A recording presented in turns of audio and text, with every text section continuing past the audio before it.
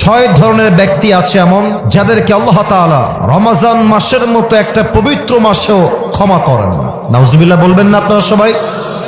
ছয় ধরনের ব্যক্তি আছে এমন, রমজান মাস চলে আসে, সবাইকে আল্লাহ তাআলা মাফ করে দেন, তবে ছয় ধরনের ব্যক্তি আছে এমন যাদেরকে আল্লাহ তাআলা মাফ করেন না। আজকে আমরা জানবো সেই ছয় ধরন কারা কারা এবং সেই বদগুণগুলো কি কি আমরা জানবো, এবং আমরা আমাদের জায়গা থেকে we will try our best level যাতে করে এই বাজে গুণ এবং স্বভাব আমাদের কারো মাঝে না থাকে। বলেন সবাই আওয়াজ করে ইনশাআল্লাহ। আর একবার বলেন সবাই ইনশাআল্লাহ।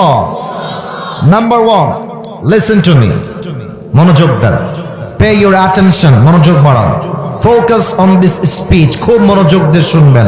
1 নাম্বার, তাকে আল্লাহ তাআলা মাফ করেন না যেই বান্দা রোজা রেখেও আব্বা আম্মার সঙ্গে খারাপ ব্যবহার করে, তার কোনো ক্ষমা নাই। যে রোজাও রাখে মায়ের সঙ্গে বদমেজাজ নিয়ে কথা বলে, যে রোজা রাখে বাবার সঙ্গে বদমেজাজ নিয়ে কথা বলে, আল্লাহর হাবিব বলেছেন আল্লাহ তার রোজাও কবুল করবেন না, রোজার মাস তাকে মাফও করবেন না। দেখেন কোরআন কি বলছে। আল্লাহ তাআলা বলেন وَقَضَى رَبُّكَ أَلَّا تَعْبُدُوا إِلَّا إِيَّاهُ وَبِالْوَالِدَيْنِ إِحْسَانًا إِمَّا يَبْلُغَنَّ عِندَكَ الْكِبَرَ أَحَدُهُمَا أَوْ كِلَاهُمَا فَلَا تَقُل لَّهُمَا أُفٍّ وَلَا تَنْهَرْهُمَا وَقُل لَّهُمَا قَوْلًا كَرِيمًا الله أكبر. Your Lord has decreed in this ayah, O you who believed, O you who believed, you will worship no one except Him. Allah Ta'ala বলছেন তোমার সেজদা কোনো মাজারের সামনে নয়, কোনো বাবার সামনে নয়, কোনো পীরের সামনে নয়, তোমার সেজদা হবে এক সত্তার জন্য। বলেন সবাই তিনি কে? ফার্স্ট মেসেজ ইন দিস আয়াহ। সেকেন্ড মেসেজটা হচ্ছে ওয়াবিল ওয়ালিদাইনি ইহসানা, you have to be good to your parents. If one or both of them reach old age with you, do not repel them. আল্লাহ বলছে বান্দা আব্বা আম্মার সঙ্গে সদ্ব্যবহার করো। বাবা এবং মা উভয়ের মাঝে কেউ যদি বৃদ্ধ হয়ে যায় বা বৃদ্ধা হয়ে যায় বা উভয়ে যদি বৃদ্ধা হয়ে যায়, do not repel them. বেয়াদবি করো না, বিরক্ত হয়ে একটা উফ শব্দ উচ্চারণ করো না। وَقُلْ لَهُمَا قَوْلًا كَرِيمًا, speak to them with a noble words. বিনয়ের ডানা বিছিয়ে নরম ভাষায় কথা বলো, বিনয়ের সাথে কথা বলো। Be humble to your parents, ভালো করে কথা বলো। তোমার রোজা এবং তোমার ইবাদত কবুল করবে একজন। আওয়াজ দিয়ে বলেন সবাই তিনি কে? না, এটা দিনাজপুরের সাউন্ড হয় নাই। আরে দিনাজপুরের সন্তান তো আওয়াজ দেয় কাপুরুষের মতো নয়, বীর পুরুষের মতো এর আওয়াজ দিয়ে কথা বলে। বলেন সবাই তিনি কে? অতএব অনেক যুবক আজকের মাহফিলে এসেছো, অনেক যুবক বাপ মাকে মাইনাস করে ফেলো জাস্ট একটা গার্লফ্রেন্ডের পাল্লায় পড়ে। গার্লফ্রেন্ড যাবে আসবে, মাথায় রাখবা গার্লফ্রেন্ড তোমার আপন নয়, তোমার বউ তোমার খুব বেশি একটা আপন মাঝে মাঝে নয়, বরং তোমার সবচেয়ে কাছের আপন মানুষও তোমার মা এবং তোমার বাবা। ঠিক কিনা বলো?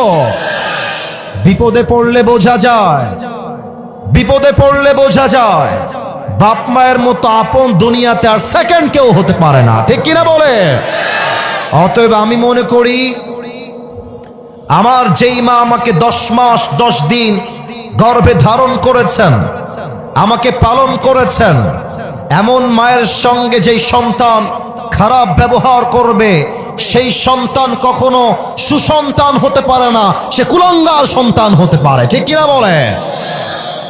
যে মায়া মায় গর্ভে ধরে মায়ার জালে বন্দি রেখে করেছে পালন, হে প্রভু তুমিও তারে তোমার আরশ ছায়া নিরে করিও লালন। মাকে করিও লালন। পড়েন সবাই আমিন। তাহলে এক number, don't misbehave with your parents. যারা যারা আব্বা আম্মার সঙ্গে খারাপ ব্যবহার করেছো, এদিকে তাকাও সবাই, এদিকে তাকাও, দাঁড়িয়ে থাকা না, এদিকে তাকাও। আজকে আব্বা আম্মার কাছে গিয়ে সবাই মাফ চেয়ে নেবেন, আমিও মাফ চেয়ে নিব যে মা অনেক অন্যায় হয়ে গেছে, ভুল বুঝে তোমাকে অন্যায় করে ফেলেছি, বাজে কথা বলে ফেলেছি, সামনে রমজান আসছে, মা ও আব্বা তুমি আমারে মাফ করে দাও। বলেন সবাই আমিন। এক নাম্বার, আব্বা আম্মার সাথে খারাপ ব্যবহার করা যাবে না। দুই নাম্বার, যে ব্যক্তির রোজা আল্লাহ তাআলা কবুল করেন না এবং তাকে আল্লাহ তাআলা মাফ করেন না, সে হচ্ছে মুদমিনু খামরিন, যে নেশাখোর, যে মদ খায়। আমি যদি স্টেজ থেকে এখন নেমে যাই, কয়েকজনের পকেটে আমি হাত দেই, অনেকের পকেট থেকে এখন একটা বিড়ির প্যাকেট বের হবে, এখনই বের হবে। আবার মাহফিল শেষ করে যাওয়ার সময় এই পাত দিয়ে যাবে, বিড়ি টানতে টানতে বাসায় যাবে। হাদিস শোনা, ডানে আওয়াজ না, একদম চুপচাপ, ওই কন্ট্রোল করো। ভলান্টিয়ার্স গো ব্যাক, ওদিকে যাও, পিচ্ছি দিকে কন্ট্রোল করবা।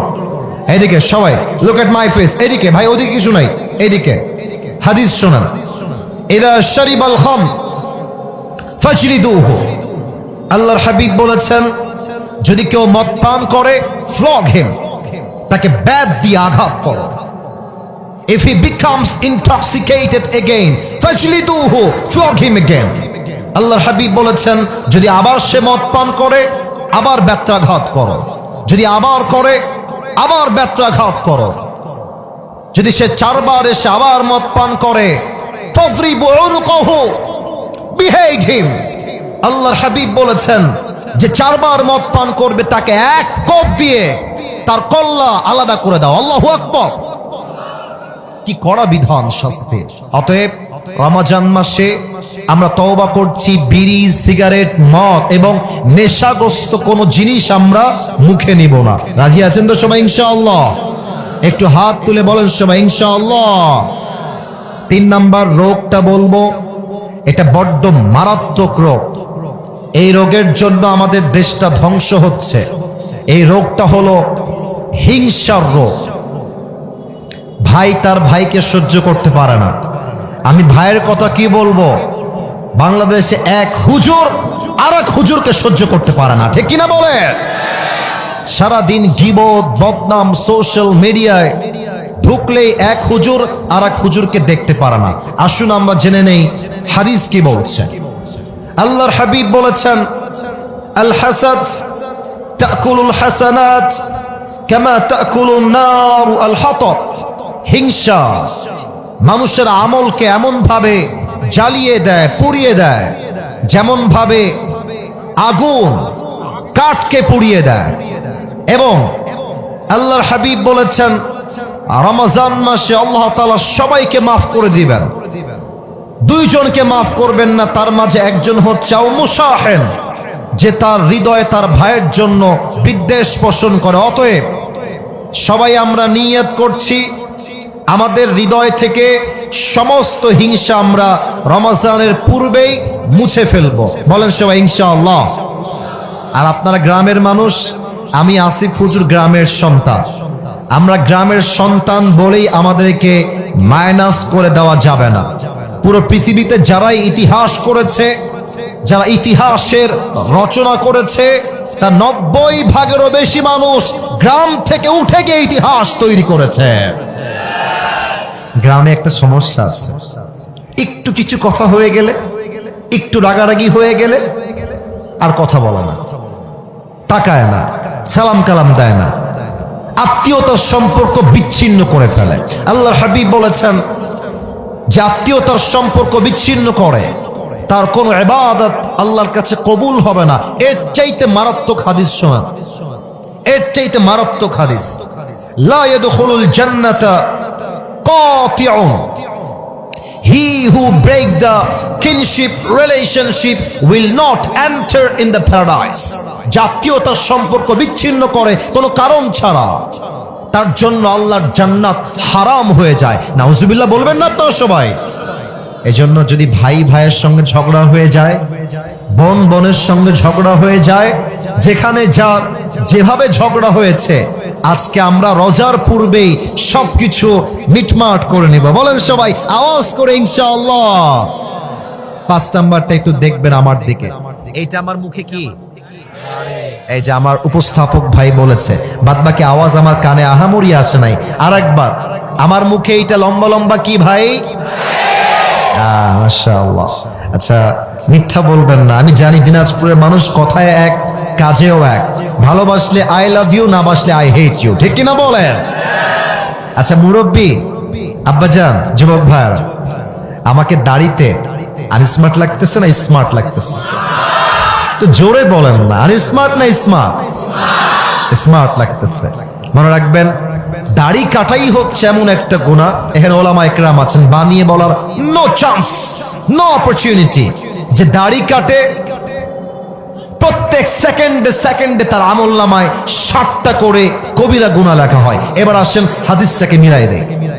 আপনি রোজা রাখলেন, ইটস এ ফাস্টিং, এটা রোজা, এটা সওয়াবের কাজ, সওয়াব করছেন একদিকে, আবার দাড়িটা কামাই ফেলেছেন, প্রত্যেক সেকেন্ডে সেকেন্ডে 60টা করে কবিরা গুনাহ, এদিকে রোজার সওয়াব।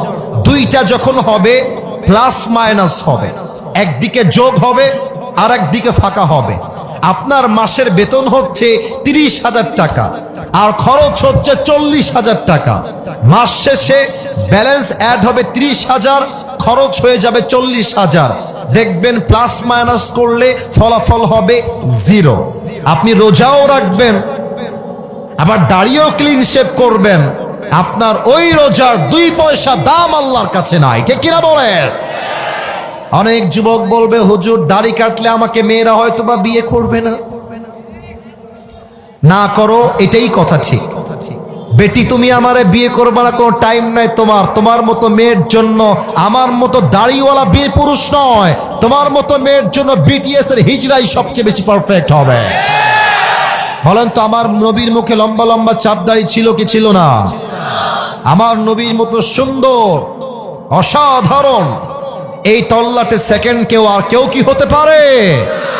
চাঁদের চেয়ে সুন্দর তুমি, নবী আমার কমলি হিওয়ালা, দো জাহানের বাদশা তুমি, প্যারা নবী সাল্লে আলা, দো জাহানের বাদশা তুমি, প্যারা নবী সাল্লে আলা, চাঁদের চেয়ে সুন্দর তুমি, নবী আমার কমলি হিওয়ালা। সুবহানাল্লাহ পড়ো সবাই। অতএব আব্বাজান যারা এসেছেন, যুবক যারা এসেছো, একটা ওয়াদা আমাকে করতেই হবে তোমাদের। একটা ওয়াদা না করলে কাউকে আমি ছাড়বো না। বলেন সবাই হুজুর, জোরে জোরে হুজুর। আমরা দিনাজপুরের সন্তান, আপনাকে ওয়াদা দিলাম, আজ থেকে এই দাড়ি, সবাই দেখি একটু দাড়িতে হাত দেন, এই দাড়ি আমি আর কখনো কাটবো না, এই যেভাবে কাটবো না। বলেন সবাই ইনশাআল্লাহ। 6 নাম্বারটা বলে শেষ করছি। একটু আমার পা দেখবেন, বেয়াদবি নিবেন না, বেয়াদবি নিবেন না। পা দেখবেন, বেয়াদবি নিবেন না। এই যে আমার পায়ে এই যে টাকনুর কাছে পায়জামা আছে, যারা দেখতে পাচ্ছেন বলেন তো, আমার পায়জামা টাকনুর নিচে না টাকনুর উপরে? উপরে। পুরুষ মানুষের জন্য টাকনুর নিচে প্যান্ট পরা স্পষ্ট হারাম, নিয়ম হয়ে গিয়েছে চেঞ্জ। নারীর জন্য টাকনুর নিচে প্যান্ট পরতে হবে। নারীরা আজকাল ঢাকা শহরে হাফ প্যান্ট পরে ঘুরে বেড়ায়। আস্তে ঠিক বললেন কেন? জোরে বলেন। পুরুষদের জন্য প্যান্ট পরতে হবে টাকনুর উপরে, আর পুরুষরা গ্যাবার্ডিং প্যান্ট পরে ঘুরে বেড়ায়, ঠিক কিনা বলেন? আল্লাহর হাবিব বলেছেন, সতরের প্রত্যেকটা অঙ্গ তোমাকে ঢাকতে হবে, এবং যেই যুবক, যে পুরুষ টাকনুর নিচে প্যান্ট পরবে, যত দূর পর্যন্ত প্যান্টের কাপড় যাবে, প্রত্যেকটা অঙ্গকে জাহান্নামের আগুনে পুড়িয়ে ধূলিসাৎ করবে একজন। বলেন সবাই, তিনি কে? আল্লাহ আমাদের সবাইকে তুমি এই 6টা বদ আমল থেকে রমজানের পূর্বেই বাঁচার তৌফিক দান করো। পড়েন সবাই আমিন।